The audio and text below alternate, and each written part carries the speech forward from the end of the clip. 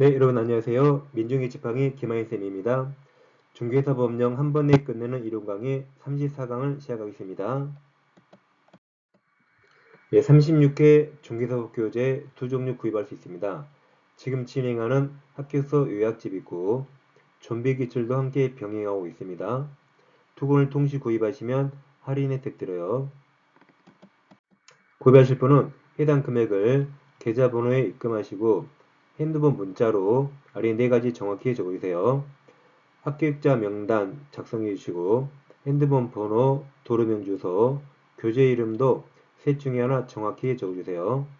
항상 중개사법은 합격서와 기출만제 같이 병행하셔야 훨씬 효율적이고 고득점 금방 나옵니다.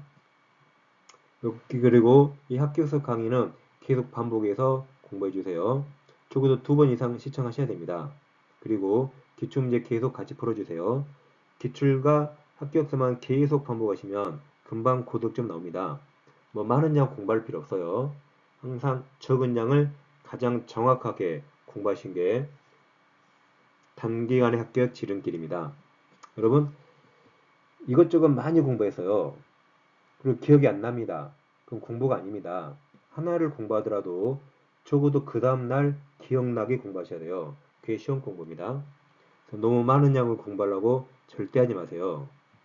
적은 양을 정확히 하시는 게 합격의 지름길입니다. 지금 하는 것도 엄청 많은 양이에요. 이건 정확히 하시면 되겠습니다. 이 시간에 제34강 교재는 김하인 합격서입니다. 자, 이제 경공매 내용을 하겠습니다. 보통 한 문제 나오고 있어요. 합격서 151페이지입니다. 어렵지 않습니다. 쉽습니다. 먼저 경매의 종류를 보겠습니다. 자, 경매는 먼저 공경매, 사경매 분류할 수 있고 공경매는 법원 등 국가기관이 주체가 되는 경매를 말하고 사경매는 사인, 개인이 주체가 되는 겁니다. 그럼 농수산물 시장 가면 막 상인들이 손가락으로 막 경매한 거 본 거 있죠. 그런 경매를 말합니다. 우리가 공부하는 경매는 당연히 공경매를 공부하겠죠. 다음 경매는 의무경매와 강제경매로 분류할 수 있는데 의무경매는 저당권 등 담보물권을 근거로 한 경매를 말합니다. 강제경매는 저당권이 없는 일반 채권자가 법원은 판결 등 집행 권한을 얻어서 이걸 근거로 하는 경매를 말합니다. 그러니까 저당권자는 아주 쉽게 경매할 수 있어요. 근데 저당권자는 일반 채권자는 시간이 오래 걸리죠. 법원 판결 등 집행 권한을 얻어야 하기 때문에 시간이 아주 오래 걸립니다. 근데 절차는 다 똑같습니다. 두 개는 다 똑같다 생각하시면 돼요. 그러면 강제경매는 자 이럴 때는 거죠. 자, 가백에 X가 있는데 우리 친형이라 친형이 동생에게 3억을 빌려주고 친형제가 아니라 이 동생 아파트에 저당권 같은 걸 취득하지 않았어요. 근데 이제 동생이 돈을 안 갚는 거죠. 연락도 끊었습니다. 핸드폰도 끊었어요. 형은 지금 믿었던 동생한테 도움을 못 받았기 때문에 지금 이혼당할 처지에 놓여 있어요. 그럼 빨리 이걸 경매해서 돈을 회수해야 이혼 안 당하겠죠. 그래서 우리 갑을 상대로 대여금 갚으라고 빌려준 갚으라고 대여금 반환 소송을 합니다. 소장이 날라오면 갑이 어떻게 할까요? 이 X부동산 팔아치워버립니다. 빼돌려버리죠. 빼돌려버리면 우리 여기서 승소 판결을 받더라도 이 부동산에서 채권 3억을 회수한다는 보장이 없게 되죠. 그래서 보통 민사소송을 하기 전에는 소송을 하기 전에 채무자 부동산을 가압류를 먼저 합니다. 법에서 가란 임시로 압류, 잡아뒀다는 말입니다. 가압류는 소유자 몰래 들어와요. 지금 가압류를 왜 한 거죠? 갑이 부동산을 빼 돌릴까봐 하는 거죠. 갑 몰래 들어옵니다. 갑에게 절대 물어볼 수 없어요. 비밀리에 들어오는 밀행주의랍니다. 가압류해두고 대여금 반환 소송을 합니다. 그럼 소장이 갑에게 날라오니까 갑이 빼 돌려야지 보니까 이미 잡혀있죠. 이미 못 빌리게 해둔 거죠. 이게 가압류입니다. 그러니까 현재 여러분들은 여러분 부동산에 가압류가 있는가 모릅니다. 좀 채권 관계가 좀 약간 복잡하신 분은 혹시 등기부를 열어보세요. 등기부를 열어보지 않는 한 가압류 사실을 모릅니다. 아무튼 이렇게 가압류에 두고 소송을 해서 우리 승소 판결을 얻으면 이제 3억 채권이 있다는 객관적 증거를 확보했기 때문에 이걸 집행권원이라 부르고 이 집행권원을 근거로 채무자 부동산을 경매하는 걸 강제경매라고 부릅니다. 이렇게 저당권이 없는 일반 채권자가 집행권을 얻어서 하는 경매가 강제경매입니다. 그러면 이제 강제경매하면 법원이 부동산을 압류하는 거죠. 그래서 가압류에서 진짜 압류로 바뀌는 겁니다. 이렇게 하는 게 강제경매입니다. 그럼 이제 공매가 크게 두 가지예요. 먼저 압류재산 공매는 세금을 안 낸 사람 재산을 압류하는 거고 이건 법원 경매와 거의 똑같습니다. 그리고 비업무용 부동산 공매가 있는데 이런 겁니다. 가격이 X가 있는데 을은행에서 3억을 대출받고 은행 앞으로 저당권을 설정해 줬죠. 근데 채무자가 돈을 갚잖아요. 그래서 은행이 근저당권으로 경매 청구합니다. 경매하는데 계속 부동산 유찰돼요. 누가 경매를 안 받아요. 계속 유찰되면 잘못하면 이 부동산이 채권액 3억 이하로 떨어질 수가 있어요. 지금 시가가 한 6억쯤 하는데 갑자기 경매가 안 된 겁니다. 그러면 이 6억짜리 부동산이 3억 이하로 경매되면 은행은 채권을 해소 못합니다. 그쯤 되면 은행이 그냥 이것을 직접 경락받아 버립니다. 그러면 은행이 담보부동산 소유권을 취득했죠. 근데 은행은 이 부동산에서 은행 업무하지 않죠.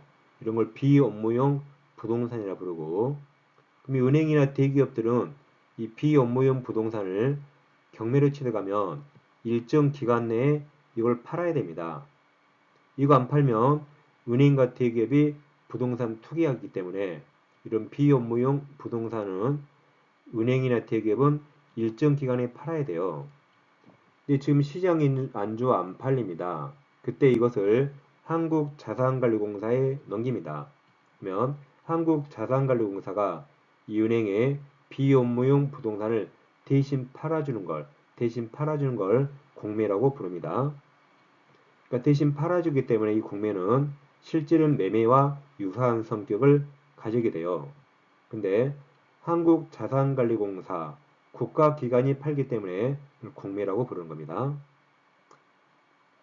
공매는 두 가지 있다 이 정도만 하면 되겠습니다. 경매 일자를 보겠습니다. 교재는 152페이지 펴두시고 권리 분석은 좀 이따 봐요. 중간에 3번 경매 일자 먼저 보겠습니다. 다시 갑에게 X가 있는데 채권자가 3억을 빌려주고 그럼 갑이 채무자, 우리 채권자인데 이 부동산을 변제하지 않네요. 그럼 채권자가 이제 집행권을 얻어서 경매를 진행하는 겁니다. 먼저 을은 법원에 X부동산 경매 신청하게 됩니다. 그럼 법원은 경매 신청이 타당하다고 인정되면 경매 개시 결정을 하고 부동산을 압류를 냅니다. 그리고 이제 배당요구 종기를 정하고 배당 종기 종기를 정하고 그걸 공고하는 겁니다. 배당요구란 언제까지 채권이 있다면 그 채권을 신고하세요라는 종기를 정하고 그걸 채권자에게 알려주는 거죠. 알려주면 일반적인 채권자들은 가서 다 배당 요구를 해야 됩니다. 그리고 법원은 이제 매각이 경매입니다. 경매 준비하는 거죠.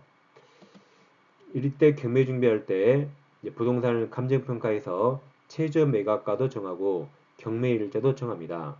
그럼 그 경매 일자가 오면 드디어 매각을 실시합니다. 매각을 실시했는데 1등 난 사람이 나왔네요. 1등이 나오면 그 1등 난 경매를 허가할 것인가 불허가할 것인가 허가 여부를 결정합니다. 그럼 특별한 사유가 없으면 허가 결정이 떨어지겠죠. 허가 결정이 떨어져서 매각이 확정됩니다. 그러면 경매받은 사람은 한 달 내에 매각 대금을 정맥 대금을 납부해야 돼요. 그럼 돈을 다 내게 되면 등기 없이 이때 곧바로 소유권 취득하는 거죠. 그리고 이제 그 1등 난 사람이 매각 대금을 냈기 때문에 그 돈으로 그 부동산의 채권자들에게 배당을 해줍니다. 돈을 나눠준 거죠. 빚잔치 하는 겁니다. 그리고 이제 법원이 촉탁으로 경락인 앞으로 자동으로 소유권 등기를 해주고 이제 그 부동산에 대항력 없는 사람들은 쫓아내야겠죠? 쫓아내서 부동산을 경락인 인도받는 겁니다.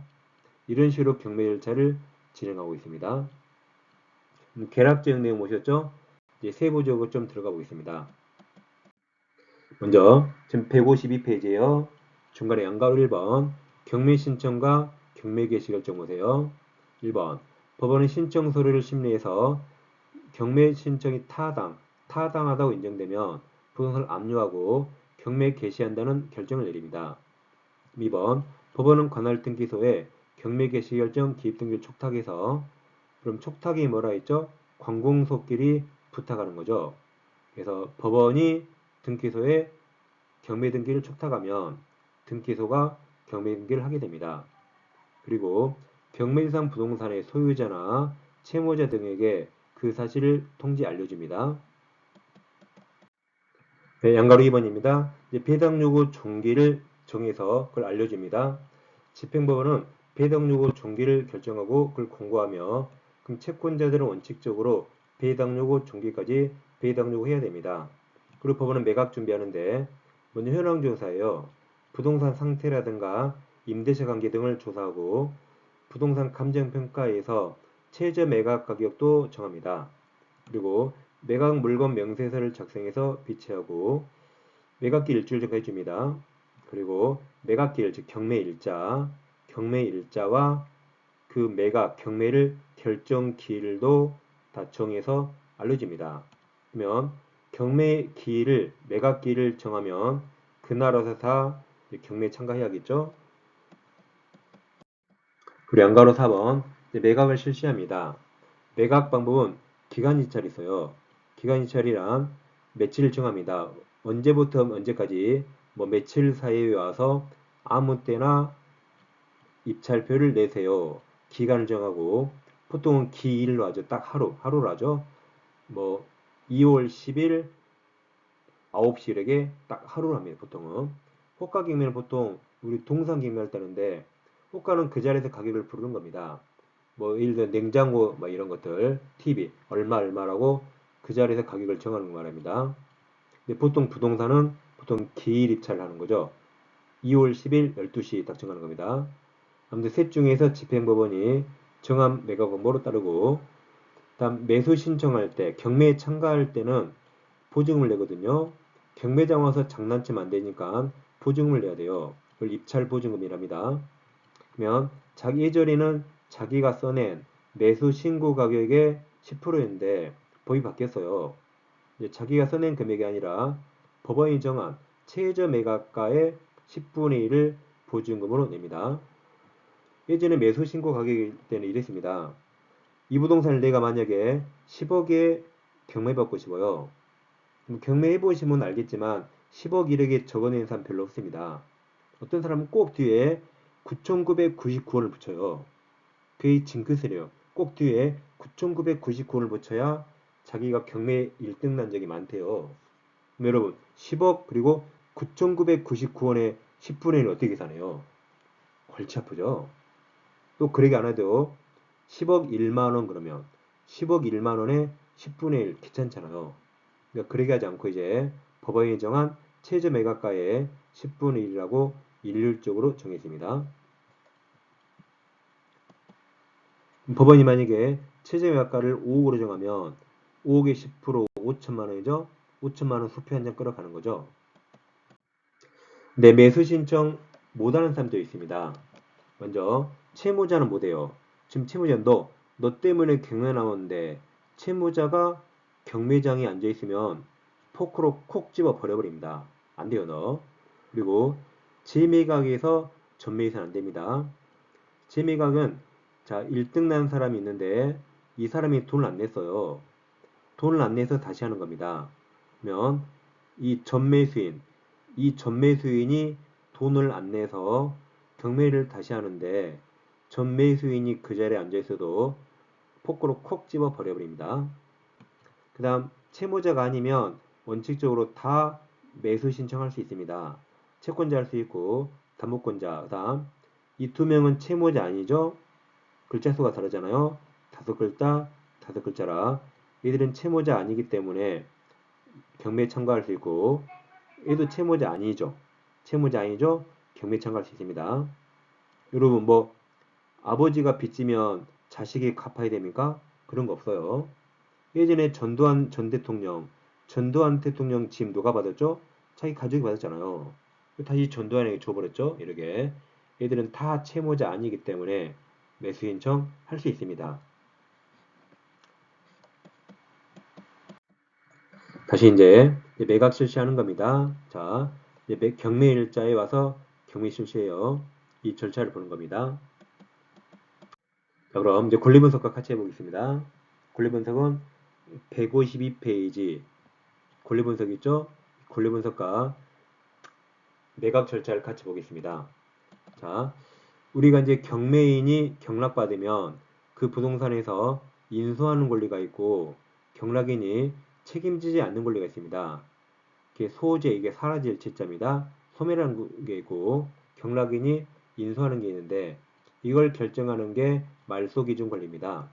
이건 꼭 외우셔야 되는데 이건 그 부동산의 1순위 저당권이나 1순위 압류가압류, 1순위 담보가등기를 말합니다. 담보가등기는 가등기 담보 같은 말이죠. 그러니까 말소기준 권리는 경매 신청한 저당권이 아니에요. 그 부동산의 최선순위 저당권 저당, 압류가압류 또는 가등기 담보를 말합니다. 그러니까 부동산에 이런 게 많이 있으면 이 중에 날짜 제일 빠른 게 말소기준 권리입니다. 그럼 얘들은 외우셔야 되는데 사실 외울 필요 없습니다. 얘는 다 돈 받는 게 주목적이에요. 저당권 저당 돈 못 받을까봐 설정합니다. 압류 가압류도 금전채권자가 하는 거죠. 담보가등기도 담보가 있으면 저당권하고 똑같다면 돼요. 얘들은 다 돈 받는 게 주목적인데 돈이 주목적이 아닌 게 있습니다. 지상권, 전세권, 임차권은 용의권이죠. 부동산 사용 수익이 주목적이고 담보가등기가 저당권처럼 돈을 받기 위한 권리라면 보존가등기는 부동산이 주목적이죠. 부동산을 보존해서 그걸 차지하는 게 주목적입니다. 다음 압류가압류가 금전채권자가 하는 거라면 가처분은 금전 이의의 채권자가 합니다. 예를 들어 부동산을 못 팔게 처분 금지 가처분해요. 왜 처분 금지 가처분했을까요? 부동산이 목적이에요. 부동산을 내가 가지려고 환매 등기도 부동산을 찾아오는 거죠. 그러니까 얘들은 돈이 주목적이 아니라 부동산 자체가 주목적인 권리인데 근데 얘들이 말소 기준 권리보다 시간적으로 아래 나올 수 있죠. 이대로 경매 나오면 말소 기준 권리 무조건 소멸하고 밑에 다 데려고 소멸해요. 물기신작전 다 데려고 소멸합니다. 그럼 뭐만 살아남았죠? 말소 기준 권리보다 날짜가 빠른 얘들은 끝까지 살아남아서 경락인이 얘들을 인수해서 경락인이 이 권리는 책임지는 겁니다. 이 권리 분석 간단합니다. 그러니까 1순위 저당권 정해서 거기부터 그냥 눈 감고 지우면 끝나요. 눈 감고 지우면 끝나는 건데 예외적으로 말소 기준 권리보다 날짜가 느리더라도 항상 살아남아서 경락인이 항상 인수하는 게 있습니다. 그걸 분묘기지권, 유치권, 법정기사권에서 이들을 분유법 이렇게 외워요. 그래서 결과적으로 이 상태로 부동산이 경매가 나오면 말소 기준보다 날짜 빠른 거 다 살아남고 말소 기준보다 날짜가 느리더라도 분유법은 살아났습니다. 이 파란색만 살아남고 중간에 다 소멸하는 겁니다. 예를 들어서 이 지상권, 전세권, 물권이라 원칙 대항력 있죠? 임차권은 채권인데 대항력이 있다 해보세요. 이들 한마디로 용의권이죠? 용의권들이 있고 저당권이 있는데 이 상태로 경매 나오면 어떤 게 말소 기준 권리죠? 이 최선수의 저당권 이 밑으로만 소멸합니다. 얘들은 끝까지 살아남아서 경락인이 인수하는 겁니다. 근데 저당권이 먼저 있고 용의권이 나중에 나와요. 이대로 경매 나오면 1번이 말소 기준 권리라 소멸하고 밑에 다 소멸합니다. 이들을 제3취득자라고 부르죠. 저당권 밑에 용의권 취득에서 경매에 나오면 싹 쫓겨날 이 불쌍한 사람들을 제3취득자라고 부릅니다. 다음 저당권, 용의권, 저당권이 있다면 시험은 항상 후순위 저당권이 경매합니다. 그러더라도 말소 기준 권리는 3번이 아니라 최선순 1번, 1번이 말소 기준 권리예요. 그럼 중간에 샌드위치 소멸하고 다 소멸합니다. 항상 경매 신청한 저당권이 아니라 최선순위 저당권이 말소 기준 권리라는 걸 꼭 기억하셔야 돼요. 그래서 얘들도 소멸하게 되는 겁니다. 자, 그럼 예를 들어서 이제 가백이 X라는 부동산이 있는데 시가 10억짜리예요. 이게 전세권 을이 있고 갑과 계약했죠? 계약한 2년에 가백의 전세금 3억을 지급했습니다. 그리고 근저당권료평 채권이 3억이에요. 임차 임총도 있네요. 대항력이 있고 갑과 계약했죠? 계약한 2년에 보증금 3억을 지급했고 또 근저당권자 무가 있습니다. 이 상태로 이 X부동산이 경매가 나서요. 경락인은 권리분석이야겠죠. 1순위 저당권 2번이죠. 그래서 2번이 1순위 저당권이라 2번이 말소 기준 권리이기 때문에 소멸하고 임차권 대항력도 소멸합니다. 쫓겨나야 돼요. 근저당권도 다 소멸합니다. 그럼 을만 살아남았네요. 그럼 을은 경락인에게 이 갑과 맺은 계약을 경락인에게 대항할 수 있고 경락인은 을의 전세권을 인수하는 겁니다. 그래서 1차 매각기를 1월 5일로 정했는데 그때만 시가대로 최저 매각가를 10억으로 정했다고 보세요. 그럼 이 부동산을 경매받을 사람은 1월 5일 날 10억 이상 적어내야 돼요. 근데 만약에 10억에 적어내도 을 2년간 못 쫓아내고 을 나갈 때 경락인이 3억을 내줘야 되거든요. 을은 경락인을 이거 인수하는 겁니다. 경락인이 3억 내줘야 돼요. 그러면 10억짜리 10억에 경매 시작되면 아무도 안 오겠죠. 아무도 안 와야 정상이겠죠. 아무도 입찰하지 않았습니다. 이걸 미끄러졌다 해서 유찰됐다 그래요. 왜 미끄러진 거죠? 최저 매각가가 너무 높았죠. 그러면 2차 매각기를 정해서 이 금액을 20%에서 약 30%로 저감합니다. 만약 20% 저감해서 8억이라 가정해보세요. 그럼 또 이 X부동산을 경매받으려면 3월 5일 날 8억 이상 적어내야 됩니다. 근데 8억에 경매받아도 또 을 3억 내줘야 되죠. 그럼 합계가 11억이네요. 이날도 아무도 입찰하지 않아야 정상일 겁니다. 입찰을 안 할 겁니다. 그럼 또 미끄러졌다 유찰됐네요. 그럼 3차 매각기를 정해서 이날 금액을 이제 만약에 저감해서 6억이라고 가정해보세요. 어차피 우리 서로 산수 못하니까 편하게 6억. 그럼 이날은 와서 적어낼 수가 있죠.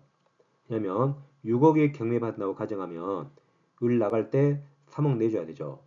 그럼 총 9억에 경매받는 꼴이 되니까 이날 사람들 올 수가 있습니다. 이날 사람들이 입찰했네요. A는 7억에 적어냈고 B는 6억 5천, C는 6억에 적어냈습니다. 그럼 A가 1등 났죠? 이 A를 최고가 매수 신고이라고 부르고 너희들이 아까 입찰 신청할 때는 보증금을 내야 돼요. 최저 매각가의 10%를 냅니다. 이들이 적어낸 이 금액 수각이 아니라 최저 매각가의 10% 6천만 원을 냈어야 돼요. 그럼 A가 1등 났죠? 그럼 이를 최고가 매수 신고이라고 부르고 얘가 6천만 원을 냈다면 얘가 이제 1등 난 겁니다. 그래서 얘를 최고가로 매수 신고하겠다고 이 자를 최고가 매수 신고이라고 부르는 겁니다. 그럼 B씨는 떨어졌죠? 그럼 B씨도 6천만 원 냈겠죠? 그럼 B씨는 6천만 원 찾아서 바로 집에 갈 수 있습니다. 근데 얘들은 경매에서 떨어졌지만 차순위 매수 신고라는 걸 할 수 있어요. 이 차순위 매수 신고 이런 겁니다. 자, A가 1등 났기 때문에 A가 잔금 다 내면 소유권 취득하거든요. 근데 A가 잔금을 안 낼 수가 있어요. 그럼 A가 매각 대금을 안 내면 경매를 다시 해야 되는데 그러지 말고 A가 경매 대금 안 내면 차순위 우리가 경매받은 것으로 해 주세요라고 차순위 매수 신고를 할 수 있습니다. 근데 차순위 매수 신고도 아무나 못합니다. 이 1등 난 금액 7억과 너무 차이가 많이 나면 안 돼요. 그래서 이제는 1등 금액 최고가 매수 신고액 7억 7억에서 보증금 6천을 뺍니다. 그럼 7억에서 6천을 빼면 6억 4천이죠. 6억 4천 이상 쓴 사람 할 수 있어요. 그래서 C는 최고가 매수 신고할 수 없고 B는 6억 4천 이상으로 썼죠. 이 B만 차순위 매수 신고를 할 수 있습니다. 그래서 이 차순위 매수 신고는 이제 1등 금액이 나왔으니까 1등 금액이 기준이에요. 그래서 최저 매각가 아니라 최고가 매수 신고액에서 입찰 보증 금액을 뺀 금액을 넘는 6억 4천을 넘는 B만 할 수 있습니다. 그럼 차순위 매수 신고가 이제 없다고 가정해 보세요. 그럼 A가 1등 났죠? A가 이제 처음에 6천 냈기 때문에 얼마 더 내야 되죠? 6억 4천 내야 되죠. 6억 4천 냈네요. 그럼 A는 즉시 소유권 취득합니다. 그럼 소유권 취득하면 이 잔금 A가 돈 냈죠? 이것을 채권자에게 배당하는데 배당. 이때 배당은 지워지는 애들이 우선 변제 순위에 따라 받습니다. 을은 받는 거 아니에요. 을은 2년간 더 살 수 있죠? 2년 채우는 거죠. 2년 다 채우고 나갈 때 3억을 경락인 A에게 별도로 받는 겁니다.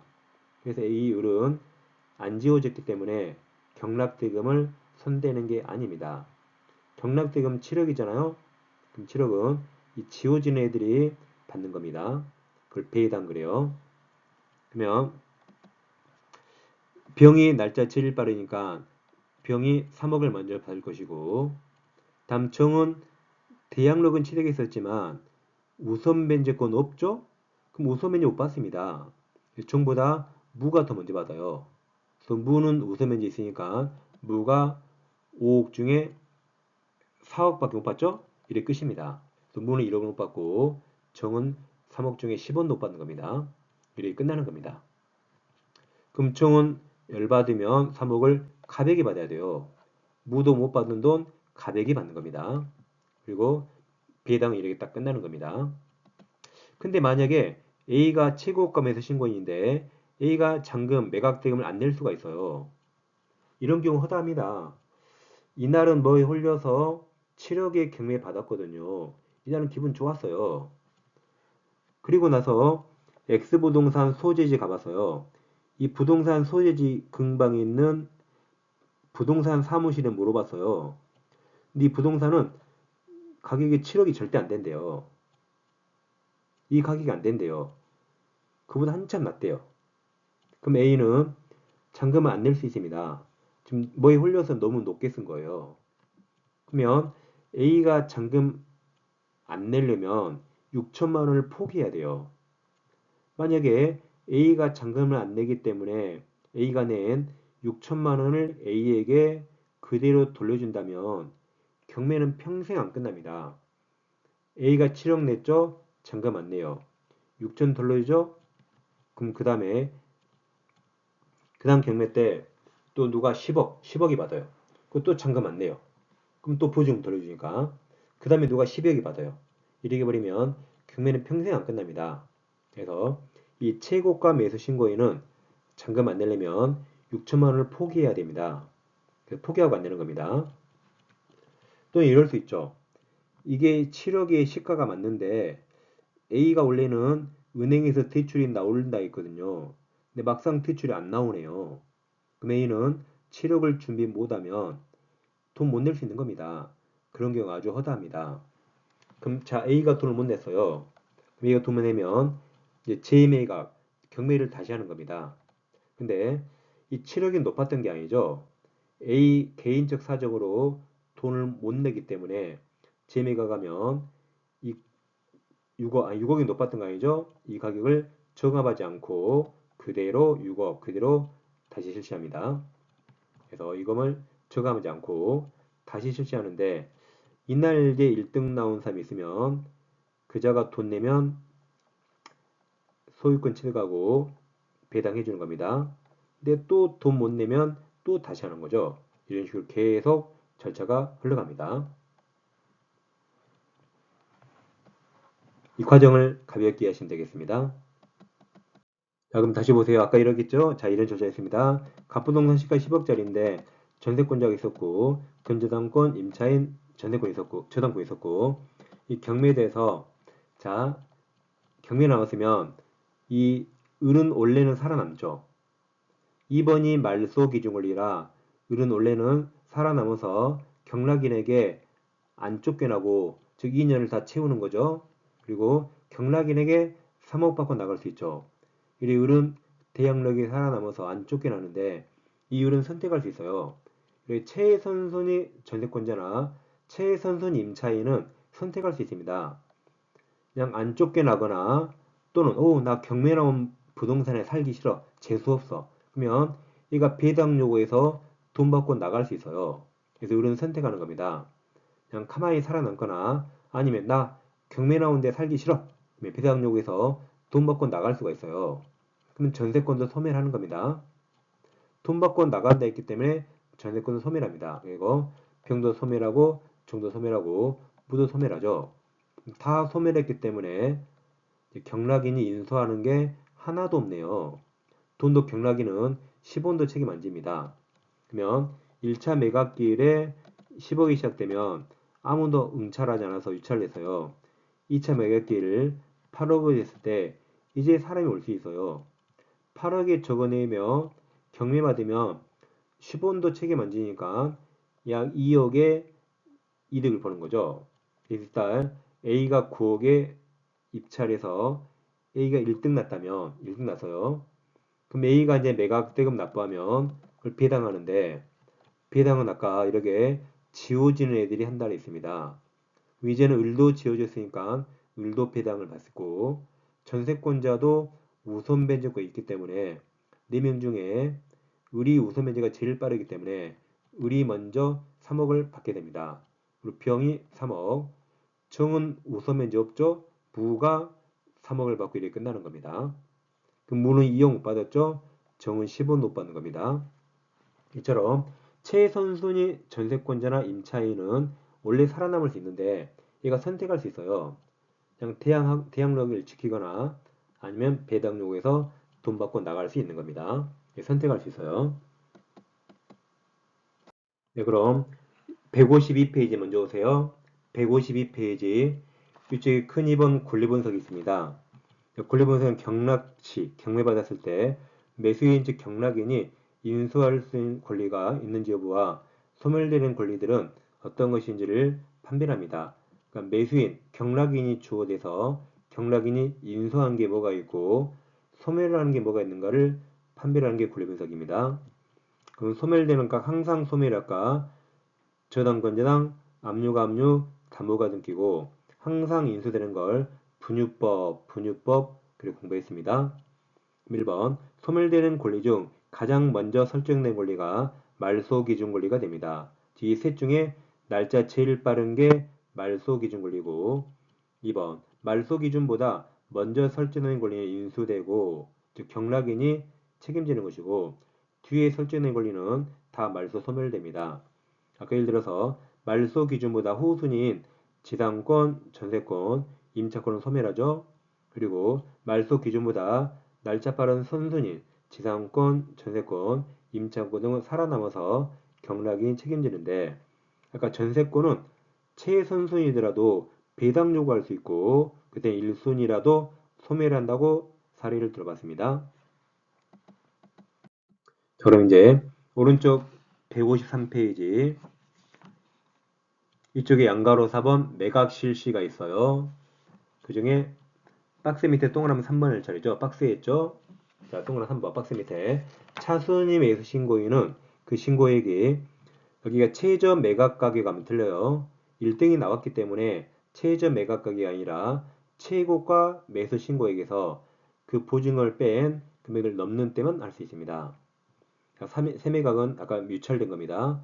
허가할 매수 신청이 없어 유찰된 경우 최저 매각가를 상당히 저감해서 새 매각기를 정하는 걸 신매각이라고 합니다. 새 매각 같은 말이에요. 5번 농지취득 자격증명 등은 1등이 나고 매각 결정, 매각 허가 여부 결정 기일까지 제출하면 됩니다. 그러니까 농지증을 농지가 경매에 나왔어요. 입찰 신청 시 낸 게 아니에요. 내가 경매에서 1등 날지 안 날지 모르는데 이걸 내는 게 아닙니다. 1등 나고 나서 내 1등 난 경매를 매각 허가 또는 불허가 결정할 때 그 전까지 내야 돼요. 안 내면 불허가 나오는 거죠. 그래서 매각 허브 결정이 나옵니다.